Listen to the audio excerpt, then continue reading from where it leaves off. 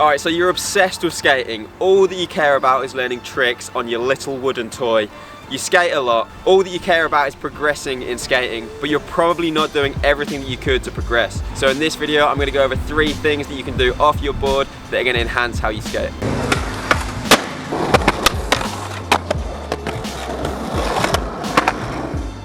So we've all heard the classic cliche that skating is mostly mental. We've all been in those situations where we just couldn't commit to a trick, where we were overwhelmed by emotion and negative thinking that just didn't allow us to stick our slimy little paws on the board. Now there's obviously a lot involved with actually overcoming fear and committing to our tricks, like actually having the trick fully locked in. But one lesser spoken tool, but maybe the most important one when it comes down to overcoming fear around sticking our tricks, is developing our inner power.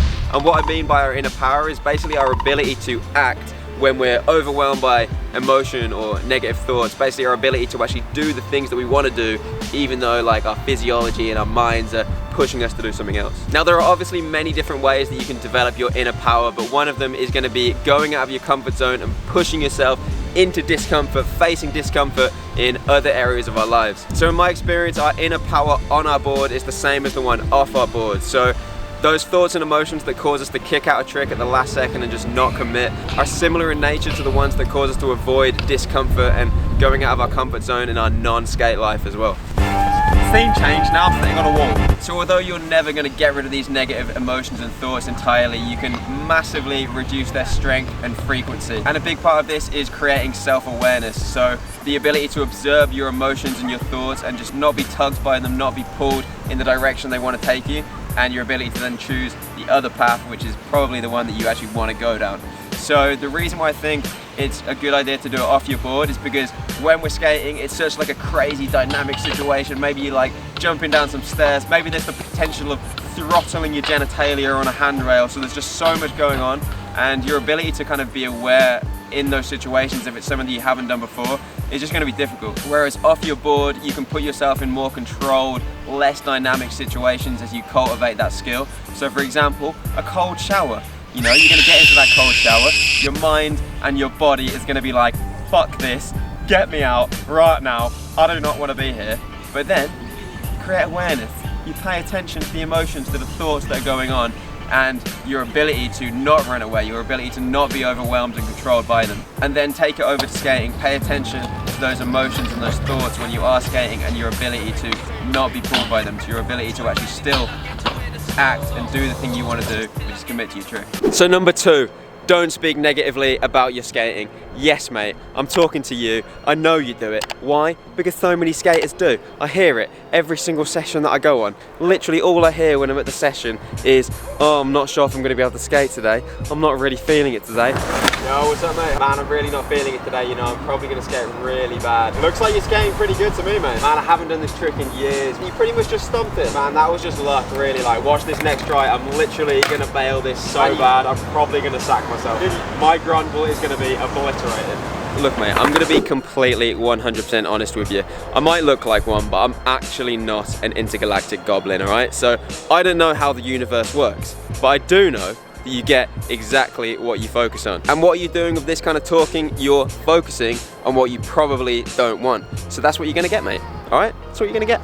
So I didn't make the rules, but that's just what happens. Now the full reason is definitely going to be more intergalactic than what I'm about to give you, but some potential reasons are that this kind of negative talk is going to generate just this low level state of kind of stress and anxiety, which has been shown to reduce your ability to do certain skills, especially ones that you don't actually have locked in already. So alongside that as well, that kind of negative talk is also going to cause you to focus more on those negative parts of the session, causing you to perceive the whole session as maybe worse than it actually was or would have been if you were talking more positively about your skating. You could have had the exact same session but just perceived it in 2 different ways. So what's the solution? Simple mate, just flip that shit. Instead, start talking about what you want to happen in the session and the way that the trick's going to go down how you want. Or if that feels uncomfortable, then just don't say anything at all. That's much better than talking negatively about the trick, how the trick's going to go wrong. And maybe what's going to feel more comfortable is internally telling yourself how the trick's gonna go right. So P-Rod says specifically when he's rolling up the tricks, he's focusing on just how it's gonna happen, how it's gonna feel, how it's gonna flip, what it's gonna feel like to roll away. So if you're not able to speak positively out loud to other people about your skating, then at least do it internally. And this is gonna be something that will be much easier to do after you've already been practicing the stuff in tip number 1. So number 3 is resistance training. When it comes down to the actual specifics of learning tricks and getting better at tricks, all you can really do is skate. However, my friend, if you've been following the Daily Push for a while, you should know by now that resistance training can 100% enhance how you skate. This is because we can use training to enhance certain athletic capacities and abilities that we use when we skate. This then is going to come back around and increase your potential to actually learn tricks and get consistent with those tricks. So for example, with training, you can enhance strength, endurance, your ability to handle the forces involved with skating, which is going to come back and make you more fatigue resistant. You're going to recover faster, you're going to have less aches and pains, and you're just going to feel better on your board in general. And as a result, you're going to be able to maintain a higher level of skating throughout your sessions, and you're going to be able to have longer sessions at that higher level. So alongside our training just making us more resistant, we can actually enhance certain aspects of our skating. So things like increasing our pop, our ability to land from bigger gaps and absorb that impact better, and to be more stable and balanced in things like manis and slides and grinds. Alright, so I'm going to whip out my Nokia 3310 and we're going to watch some clips to see exactly how these things can be trained. First off, we got Tiago, Pop Master, Pop Wizard, Pop Sage, Pop Chef in the kitchen. Look at his ability to pop right there, mate. No one has pop like he does. He's so explosive, bends down, blasts it up, brings the knees up. So did Tiago actually train to be able to pop how he can pop right now?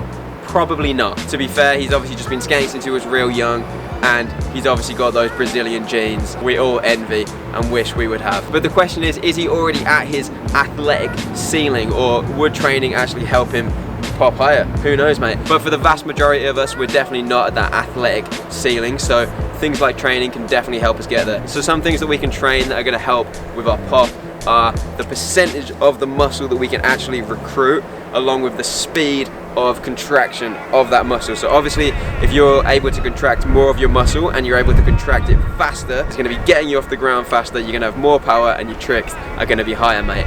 Simples. So another thing that we can train that's going to help our pop is how elastic we are. So in and around the muscles, we've got these different elastic structures that kind of stretch and release in the same way that stretching an elastic band and then releasing it would. So when you go down to pop a trick, you're essentially stretching these elastic components in and around your muscle, and then when you come up, you're releasing them and they're flinging back and contributing to the work that just the muscles alone would be doing as well. So think of it as like an extra little booster for the muscles. So one final thing that I'm going to mention in the realms of pop, which isn't the last thing that you can train related to pop, is basically how strong your hip flexors are and how fast you can bring your knees up to let your board rise up as well. Because if you actually watch people skating, one of the biggest contributors to pop is their ability to actually lift the knees up off the ground.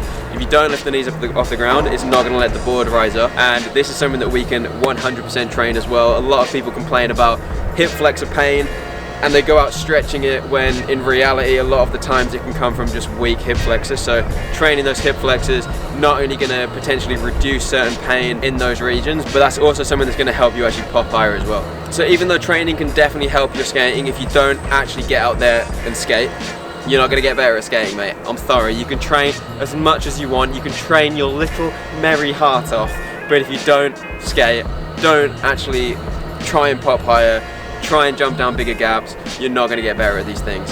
Training is just going to enhance your capacity to improve those things, but if you don't combine it with skating, it's just not going to happen, mate, alright? So if you want skate focused workouts, skate focused programs, I'm going to be putting links for some that I've done in the past down in the description below, so go check those out. They're designed specifically for skating to hit all these different things that I've been going over in this video. So that's it for this video. Let us know down below if you have any other hacks to get better at skating off your board, or if you already do some of these things that I've been talking about in this video, let us know down in the description below. And make sure you subscribe for regular content that's going to improve how you skate and how you feel when you skate.